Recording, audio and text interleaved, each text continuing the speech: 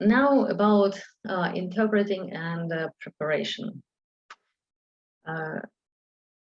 Preparing to any event, even if it is like they say there is nothing special, and we're not going to discuss anything specific.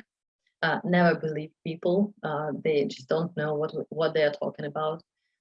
We should always ask exactly what the history of the relation of these relations and these let's say negotiations or whatever we are going to deal with.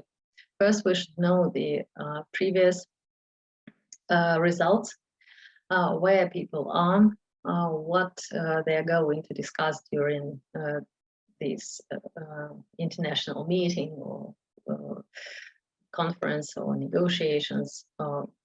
So we need to know the subject. What else do we need to know? We need to know the participants.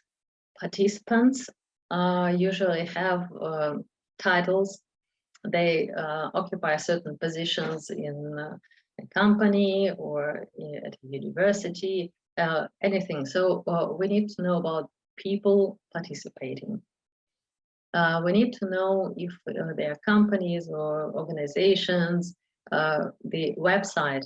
I give you these ideas because sometimes those who know how to work with interpreters, they provide this information without asking. And they also give some documents and agenda, a lot of things. And if we are lucky, we can get presentations and so on.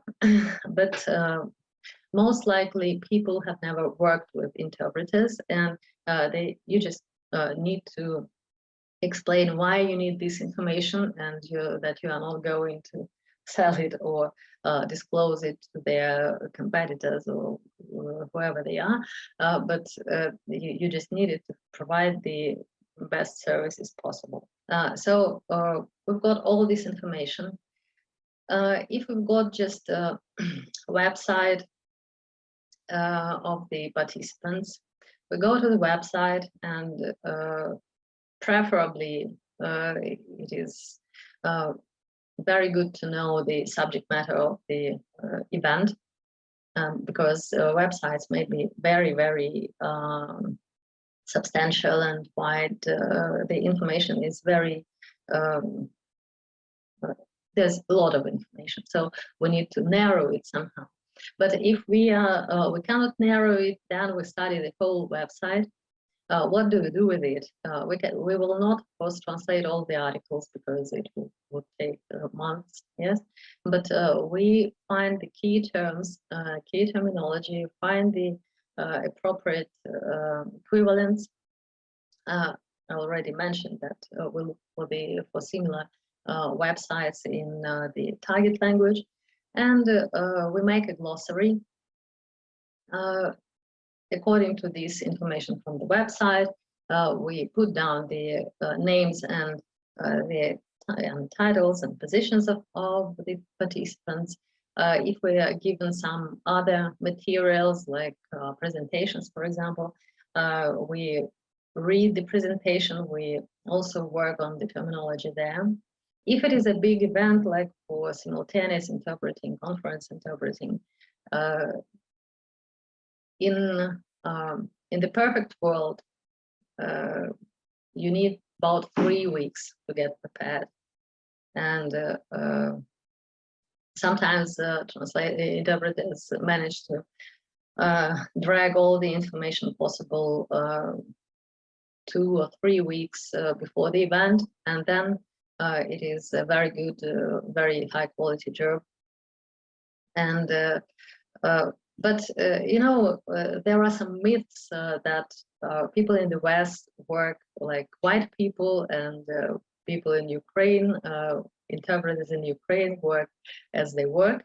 But actually, it's not true. And now our interpreters, especially conference interpreters, are working hard on demanding certain conditions of work, and sometimes they even win over the Western colleagues. And I saw a documentary about interpreters of the United Nations, and the procedure they followed is quite scary. Of course, they've been working there for years and years, and they follow the latest news and the development of relations between different states and so on. But the day before the event, just right before the event, they get information on their email or the information system within the UN, and they only know the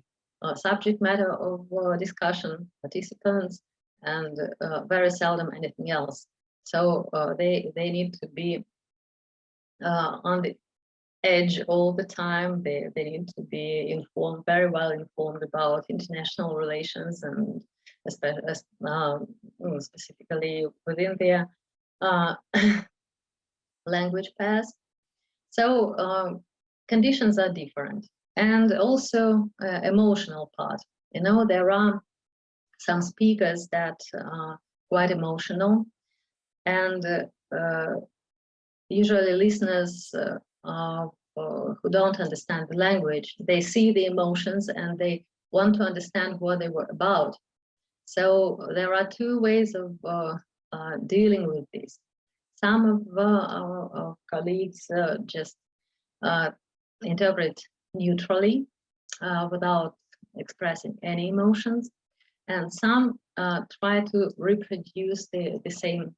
The emotional part is also sometimes quite important. In business, it is important too, but artistic, anything about theater, about music, and so on. I actually I'm not jealous with interpreters that work with orchestra conductors. Because it's something, you know, they're also very expressive, and they can just demand another interpreter to be involved. By the way, this is one of the threats, you know, if an interpreter is not good at what they're doing, or didn't prepare well, or anything, the client may ask to replace.